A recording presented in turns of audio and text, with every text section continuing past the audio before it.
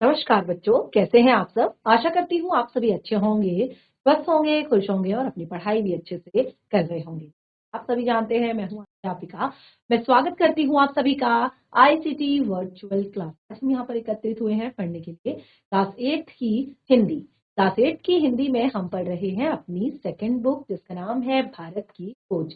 और इसमें पढ़ रहे हैं हम अपना 6th चैप्टर जिसका नाम है अंतिम दौर।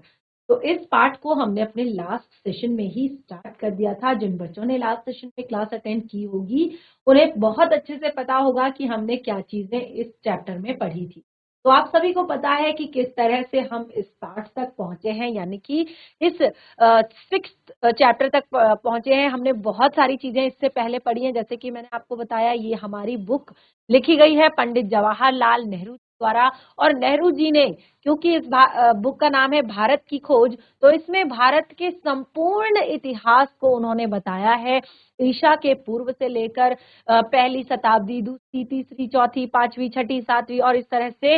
अब हम यहाँ पर 19वीं शताब्दी की बात कर रहे थे और 19वीं शताब्दी और 18वीं शताब्दी की दोनों बातें हम यहाँ पर कर रहे हैं कि क्या कुछ हुआ था। तो अभी तक देखिए 17वीं शताब्दी तक हमने बहुत सारी चीजें पढ़ी कि किस तरह से हमारे देश में एक तरह से बहुत सारे अलग अलग लोग आए, कैसे हमारे देश में क्या क्या किस तरह से सभ्यता संस्कृति का विकास हुआ, कैसे चीजें हुई। तो ये बहुत सारी चीजें हमने अभी तक अपनी इस पाठ्य पुस्तक में पढ़ ली है। तो आपने देखा लास्ट सेशन में जो हम यहाँ पर पढ़ रहे थे कि भारत राजनीतिक और आर्थिक एक अन्य देश का पुछल्ला बनता है। तो देखिए हमने यहाँ पर आपको अभी तक यानी कि सन 1700 से 1800 तक का जो दौर बताया, ठीक है। इसमें मैंने आपको बताया कि किस तरह से भारत में बहुत सारे लोग आए, इस्लाम आए, फ्रांसीसी आए और आपने देखा कि बहुत सारे लोगों ने, जैसे नीदर शाह था और बहुत महमूद गजनवी था या और भी बहुत सारे लोग जिन्होंने हमारे देश को लगभग पूरी तरह से लूट लिया था, तबाह कर दिया था, सब कुछ एक तरह से किया। और ऐसा हुआ कि इतना सब कुछ करने पर भी उन्होंने कभी भी पूरी तरह से भारत पर एकाधिकार नहीं चाहा और ना ही कभी किया। केवल यहाँ पर लूटमार की, ये सब सारी चीजें की, नरसंहार किया, हत्याएं की, एक खून खराबा किया, लेकिन कभी भी उन्होंने भारत पर पूरी तरह से एकाधिकार नहीं किया।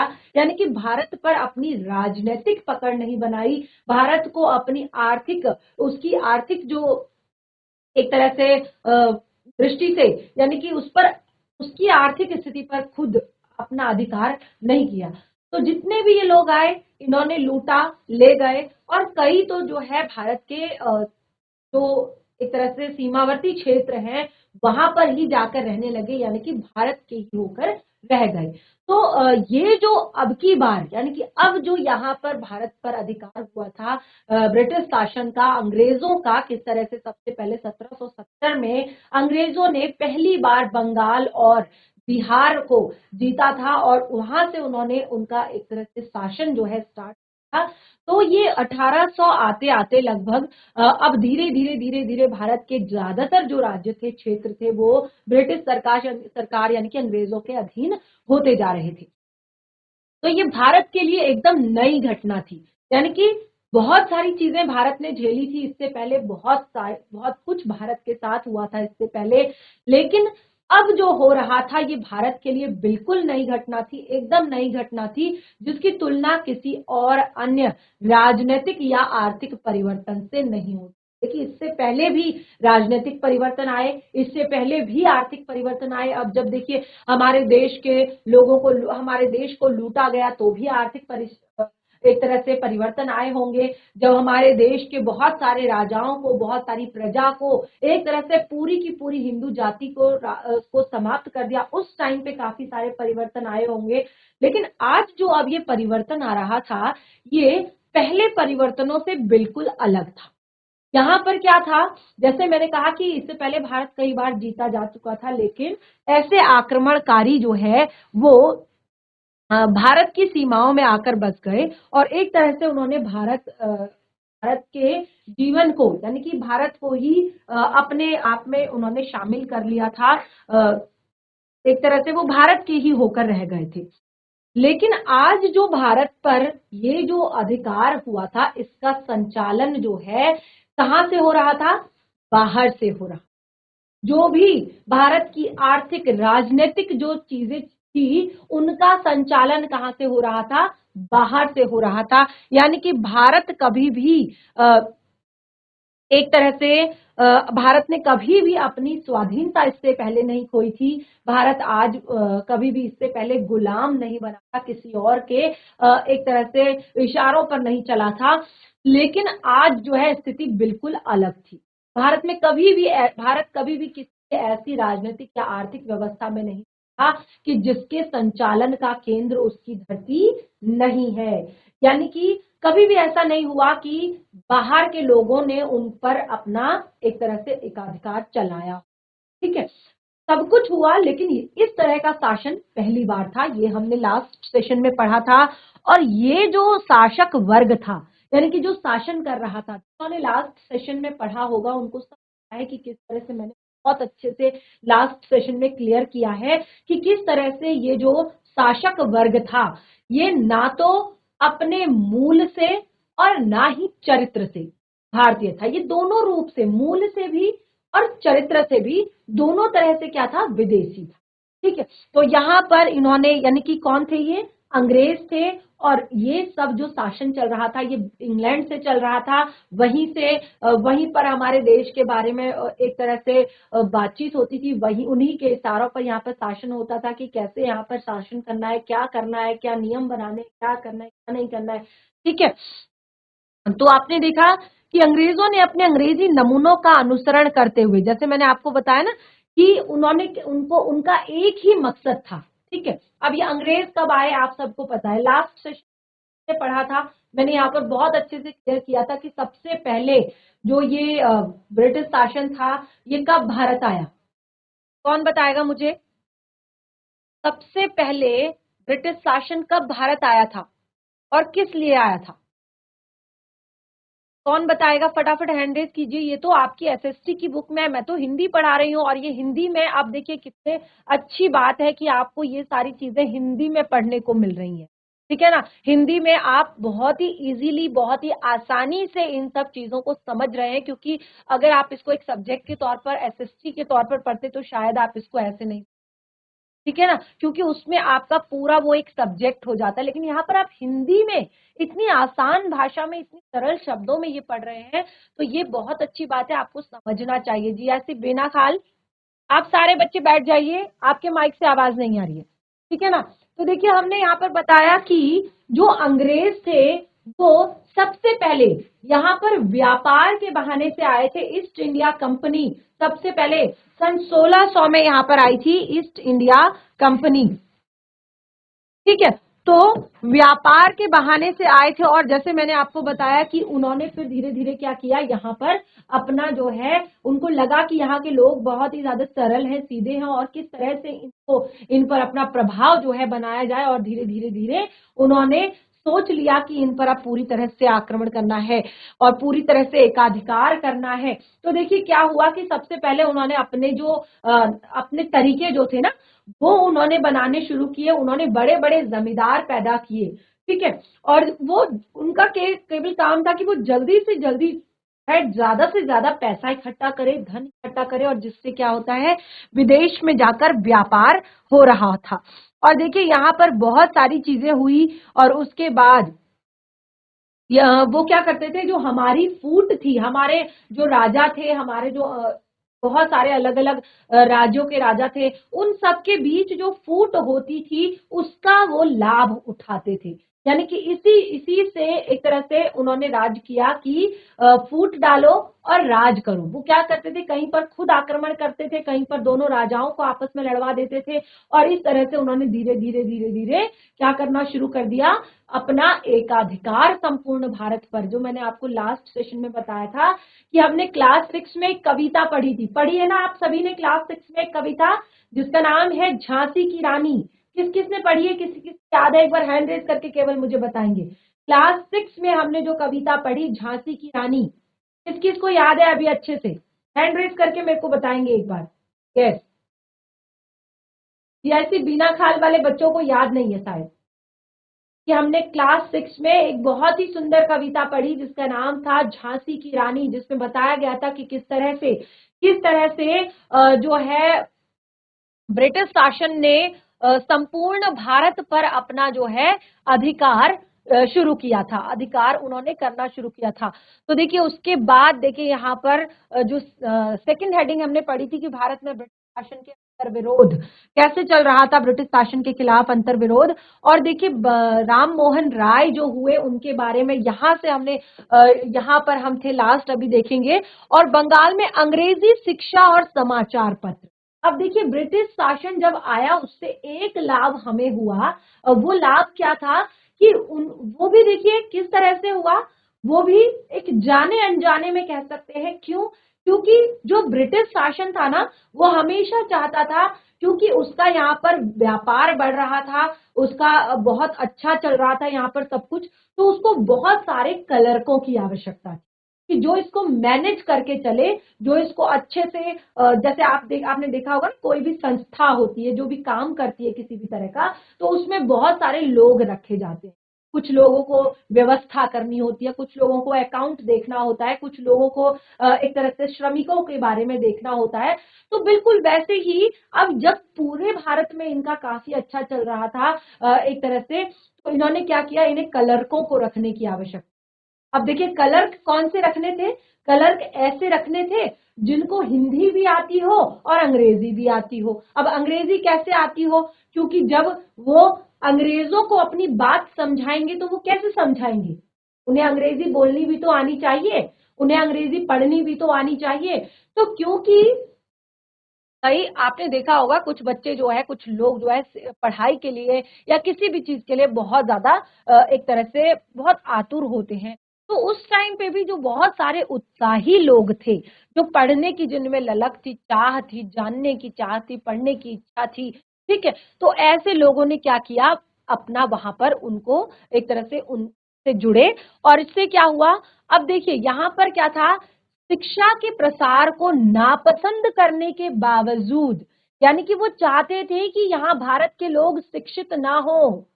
क्यों चाहते थे? क्योंकि अगर भारत के लोग शिक्षित हो जाएंगे तो क्या होगा, उनके लिए आवाज उठाएंगे, लड़ेंगे, उनको अपने अधिकारों के बारे में पता चलेगा, ठीक है। तो वो चाहते थे कि भारत के लोग शिक्षित ना हो, लेकिन इसके बावजूद भी अपनी ही परिस्थितियों से मजबूर होकर, अपनी बढ़ती हुई व्यवस्था को, अर्थव्यवस्था को देखकर उन्हें प्रशिक्षित क्लर्कों की एक तरह से यहाँ पर जरूरत पड़ी। तो लेकिन अब देखिए उन्होंने क्या किया, आधी अधूरी उनको शिक्षा दी, गलत ढंग से दी। और लेकिन उससे भी क्या हुआ कि सक्रिय विचारों की दिशा में, क्योंकि जब कोई इंसान शिक्षित हो जाता है, कोई इंसान जब पढ़ लिख जाता है, तो देखते कहते हैं शिक्षा का महत्व। आपको पता है सभी को शिक्षा का क्या महत्व होता है, आप पढ़ रहे हैं कितने लाभ होते हैं शिक्षा शिक्षा के। तो यहाँ पर उन्होंने जब उन्होंने क्या किया, जब इस तरह से पढ़ाई उन्होंने शुरू करवाई, भले ही गलत ढंग से दी, गलत तरीके से दी, लेकिन क्या हुआ कि एक तरह से लोगों में धीरे धीरे क्या हो गया, सक्रिय विचारों का, क्योंकि अब लोगों को जो पढ़ा लिखा होगा वो क्या होगा, एक तरह से उनके दिमाग के दरवाजे खिड़कियां खुल गए और धीरे धीरे परिवर्तन आने लगा और आधुनिक चेतना का प्रसार, की चेतना लोगों में आई, लोगों में सही और गलत। क्योंकि देखिए जिसको कुछ नहीं पता है वो क्या करता है, केवल फॉलो करता है, केवल क्या करता है, अनुसरण करता है। अच्छा ऐसे करना है, ऐसे करना है, ऐसे करना है, ऐसे करना है। लेकिन जो थोड़ा सा जिसको ज्ञान होगा, जो थोड़ा सा पढ़ा लिखा होगा, तो वो गलत को गलत और सही को सही कह पाएगा। वो कह पाएगा नहीं, आप यहां तक तो ठीक कर रहे हैं लेकिन ये वाला स्टेप गलत है, आप इसको ठीक कीजिए, आप इसको इस तरीके से कीजिए, और इससे क्या होगा, नई चेतना आएगी, ठीक है न, एक तरह से तो इसी तरह से यहाँ पर भारत में काफी चीजें उस टाइम पे हुई। तो यूरोप के विचारों से बहुत ही सीमित वर्ग प्रभावित हुआ, क्योंकि अ, अब देखिए उन्होंने सबके लिए शिक्षा नहीं थी उस टाइम पे, ठीक है, सबके लिए शिक्षा नहीं थी। क्यों नहीं थी? क्योंकि अगर सब शिक्षित हो जाएंगे तो सब उनके खिलाफ खड़े हो जाएंगे ना। तो केवल सीमित वर्ग को उन्होंने शिक्षित किया और देखिए यहाँ की जो खेती हर व्यवस्था थी वो उन्होंने तोड़ी, उसका एक तरह से जो व्यक्तिगत संपत्ति और जमींदारी ने उसका स्थान ले लिया। मुद्रा केंद्रित अर्थव्यवस्था का चलन हुआ। अब देखिए मुद्रा केंद्रित अर्थव्यवस्था, इसके लिए मैंने आपको लास्ट सेशन में बताया था कि पहले क्या होता था, कोई भी इंसान किसी को कुछ काम करवाना है, किसी को कुछ खरीदना है, किसी को कुछ कुछ भी लेना देना है, तो क्या होता था, वस्तु विनिमय होता था। क्या होता था, वस्तु विनिमय होता था, यानी कि चीजें एक्सचेंज की जाती थी। अच्छा मेरे पास गेहूं है, तुम चावल दे दो, तुम चावल ले, तुम एक तरह से कुछ भी चीजें जो हमारे यहाँ पर होती है हमने उनको दे दी। इस तरह से व्यापार पहले होता था, लेकिन उन्होंने क्या कर दिया, सबको मुद्रा केंद्रित कर दिया। और जैसे मैंने बताया कि सारी जमीनें जो थी वो जमींदारों को दे दी, और जो एक तरह से जमीन थी वो एक बिकाऊ वस्तु बन गई थी कि तुम्हारे हिस्से में इतना है, अब तुम इससे करो, लेकिन अगर तुम्हें और चाहिए तो फिर तुम्हें पैसों से जमीन खरीदनी पड़ेगी। ठीक है। देश के किसी बड़े हिस्से की अपेक्षा बंगाल ने सबसे पहले ये परिवर्तन देखे थे। क्यों देखे थे, इसका आंसर भी आप खुद दे सकते हैं। बात नहीं बताया कि सबसे पहले 1770 में बंगाल को ही अंग्रेजों ने सबसे पहले जीता था, तो सबसे पहले उनका वहां पर अधिकार हुआ था।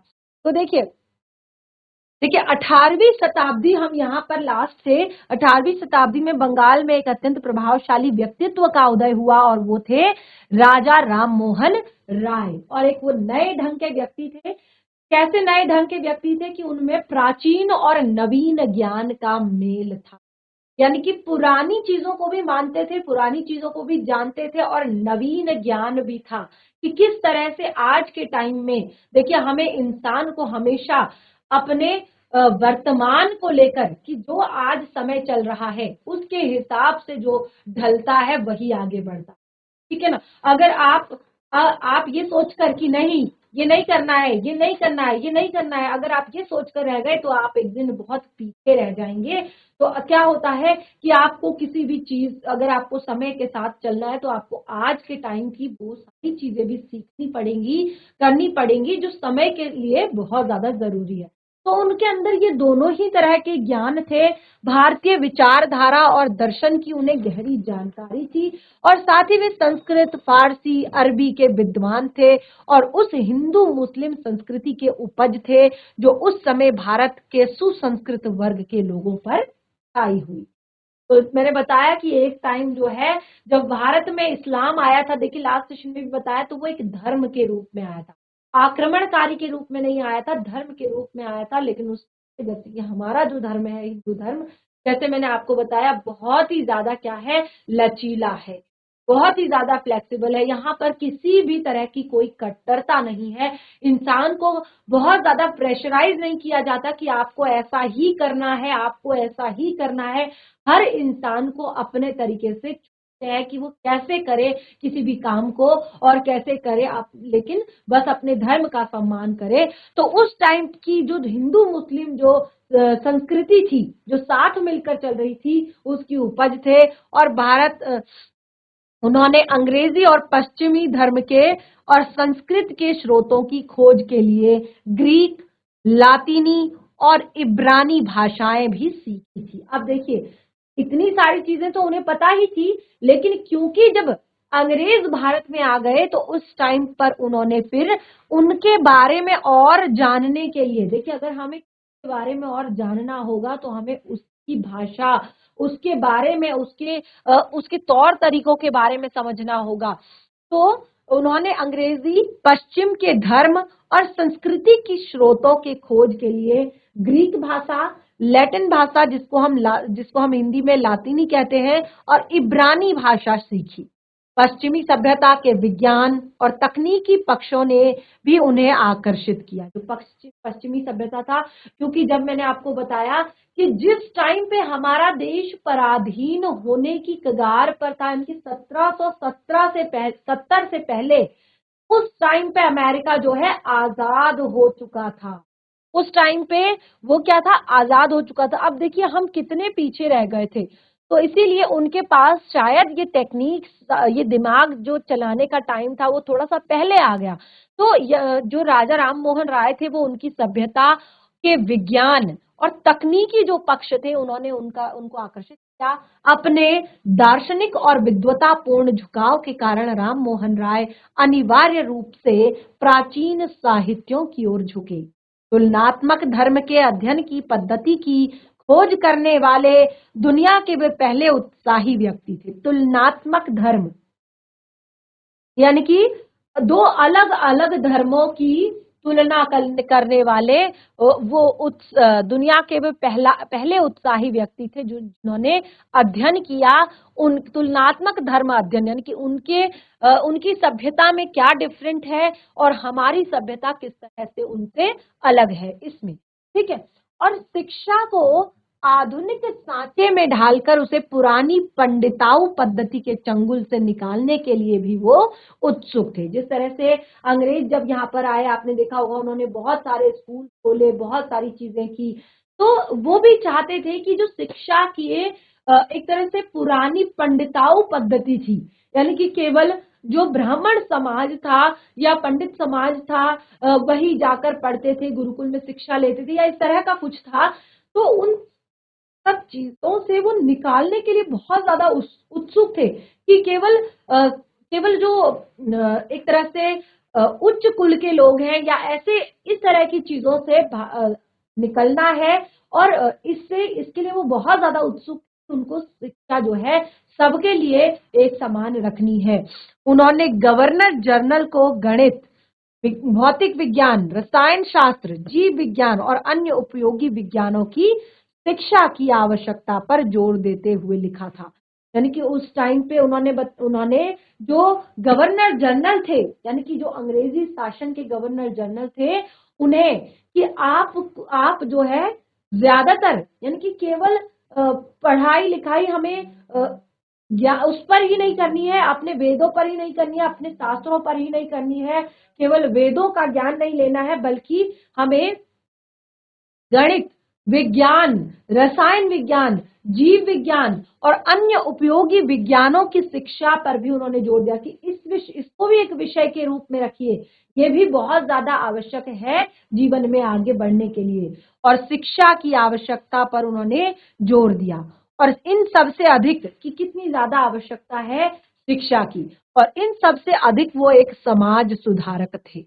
आरंभ में उन पर इस्लाम का प्रभाव पड़ा और बाद में कुछ हद तक वे ईसाई मत का, लेकिन वे अपने धार्मिक आधार पर दृढ़ता से जमे रहे, परंतु उन्होंने इस धर्म को उन कुरीतियों और कुप्रथाओं से मुक्त करने का प्रयास किया जो उसके साथ ठीक है। तो सबसे पहले उन्हें इस्लाम धर्म ने प्रभावित किया, वो इस्लाम धर्म की ओर झुके। उसके बाद कुछ हद तक वो ईसाई मत की ओर आगे बढ़े, लेकिन जो मेन उनका धार्मिक आधार था जिससे वो थे उससे वो जुड़े रहे। लेकिन उन्होंने हमेशा अपने धर्म से, क्योंकि होता है ना कि हमें लगता है कि हाँ हमारे धर्म में कुछ कुरीतियां हैं, कुछ बुराइयां हैं, कुछ गलत हैं, तो वो सब चीजें उन्हें मतलब ये सब चीजें छोड़कर दूर जाने से अच्छा, दूसरा धर्म अपनाने से अच्छा, क्योंकि ऐसा नहीं कि वो धर्म ही बहुत अच्छा हो सकता है, उसमें भी कुछ बुराइयां हो सकती हैं, उसमें भी कुछ कमियां हो सकती हैं। तो धर्म बदलने से अच्छा कि अपने धर्म में जो कुछ प्रथाएं हैं, कुछ गलत चीजें हैं, उनको मुक्त करने का प्रयास किया जो कि उनके धर्म से जुड़ी हुई थी।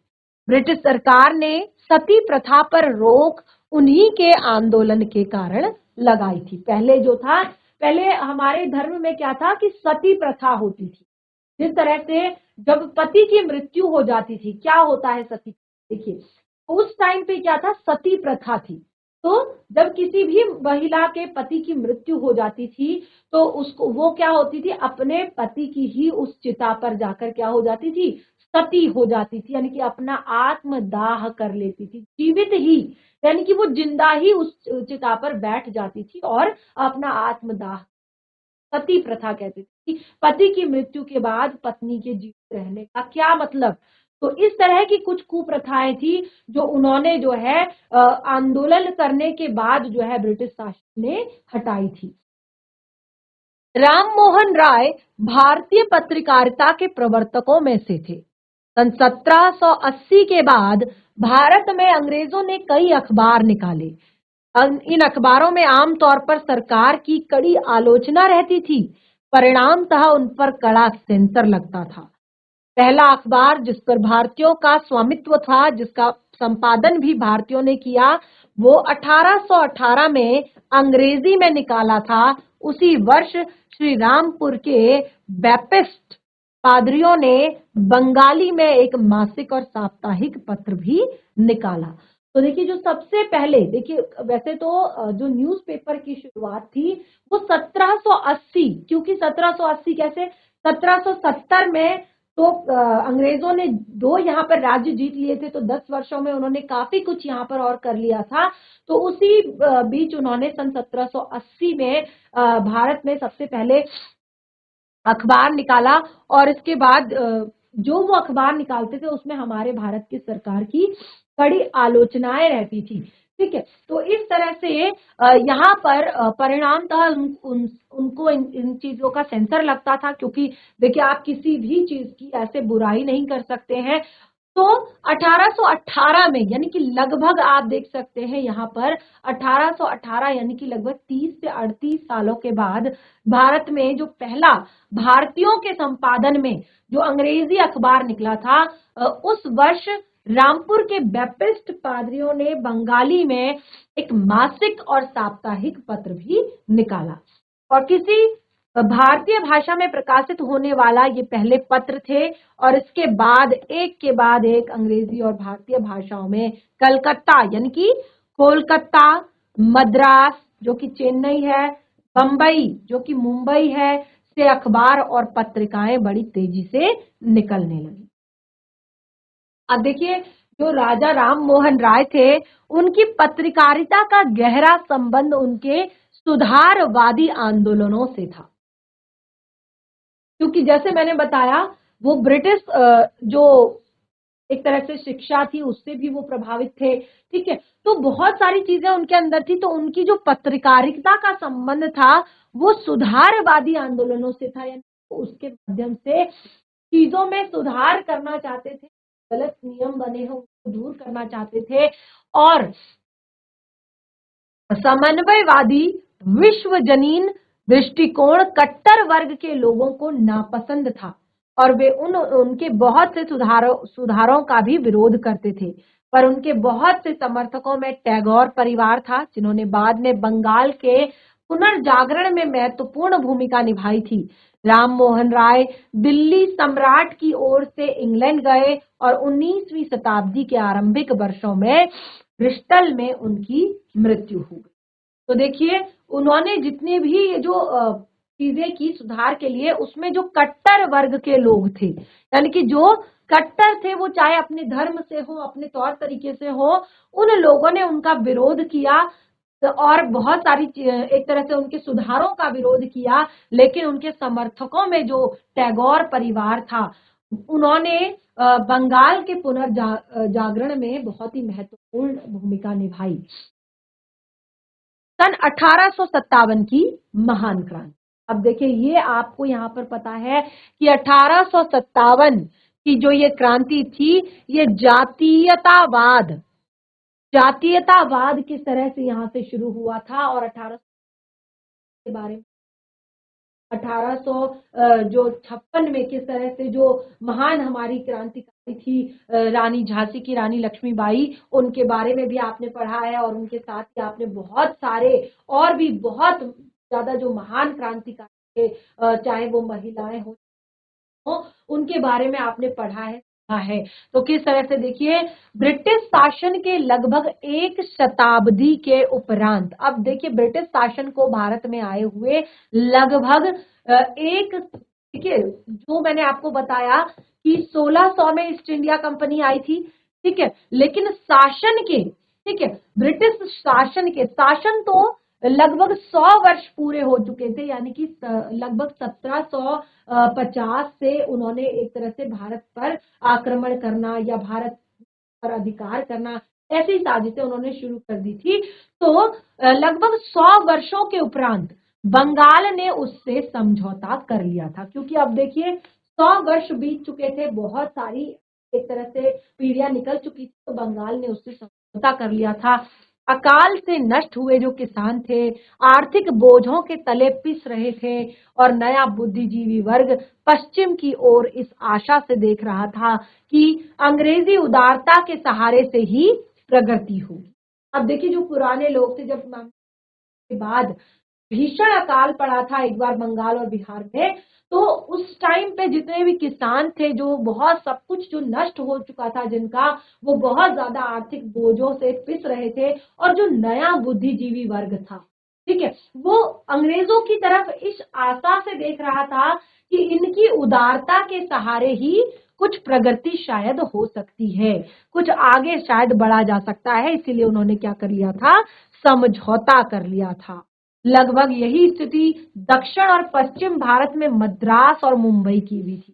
सेम कंडीशन थी लगभग मद्रास और मुंबई की। लेकिन उत्तरी सूबों में ऐसा कोई भी झुकाव और समझौते की प्रवृत्ति नहीं दिखी। उत्तरी सूबा था, वहां पर देखिए बंगाल ने समर्पण कर दिया था, यानी कि एक तरह से समझौता कर लिया था, मद्रास ने कर लिया था, और बंबई ने कर लिया था। लेकिन जो उत्तरी सूबे थे, जो उत्तरी इलाके थे, उन्होंने उन समझौते की कोई ऐसी प्रवृत्ति नहीं थी। विशेष रूप से जो सामंत सरदार थे, उनके अनुयायियों में विद्रोह की चेतना अब धीरे धीरे बढ़ रही थी। सामान्य जनता में भी असंतोष था, और ब्रिटिश विरोधी भावना खूब फैल रही थी, फूल रही थी। यानी कि अब था कि बस किसी भी तरह से इनके नीचे, इनके नीचे शासन नहीं, इनके नीचे नहीं रहना है, इनके नीचे शासन नहीं करना है, इनको किसी भी तरह से अपने देश से खदेड़ कर बाहर भेजना है।